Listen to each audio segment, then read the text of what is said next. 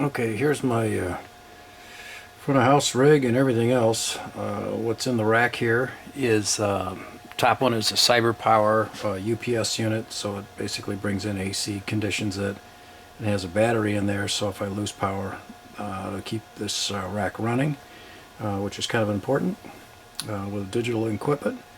And below that is an Allen Heath IDR 16. It's a 16 by 8 digital mixer, and this is the stage rack portion of it, which also includes the digital signal processor. Most digital boards actually have the processor in the board itself, but in this case it's in the stage rack. So the other connections that are here, you can see this goes to a wireless access point. I'll show you that in a second. Here we've got some mic inputs here. There's 16 mic inputs here. This one I think is for my bass guitar, and these two are some track that I'm running through. And then here are the 8 outputs. These top 4 are going to IEMs, and that's a configuration I'm working on for the show we're playing tonight. And those 4 channels go to 4 Sennheiser 300 series IEMs, and we'll talk about how this is being set up, and like I said, we'll give it a whirl tonight at our show and let you know the results.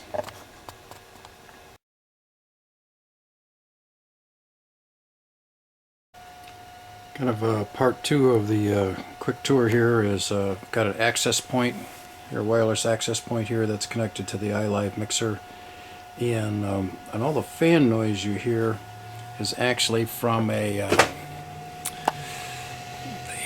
antenna combiner and power supply for the Sennheisers. Just got that the other day. I'm a little bit surprised how noisy it was, but considering what I needed to do, no complaints. So, at any rate, so that what we're looking at basically here with these 2 racks is a complete front of house monitor drive and monitors. In the drawer here would just keep the all the IEM units and some antenna ports and things like that. But this is basically it. And now I'll show you some configurations. Basically, I'm going to use this iPod coming in through a DI here as a simulating the main mix, and then we'll see how well this works. Again, I'm a bass player, but that right there is going to be my bass amp tonight. Since I'm on ears, I really can't hear my rig that's on stage anyhow. And it's a very small club, so I'm just going to run direct tonight.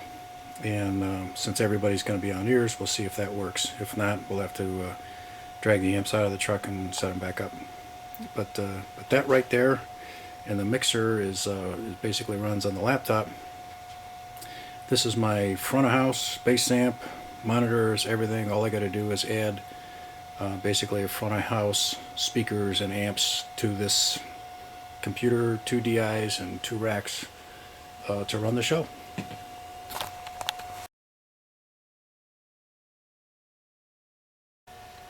So again, we're still here in the garage trying to figure all this stuff out and make sure it all works tonight. But what we've got going on right now, the panel that's on the left that you see is basically my front of house mix. And again, this is an Allen Heath Ilive system. The 2 tracks there that have signal are that iPod that's playing through a DI and going into it. Actually can't play bass and hold the camera at the same time, but where you see that level jumping up, I'm just kind of touching the end of the cord, so that's going to be my basses in there.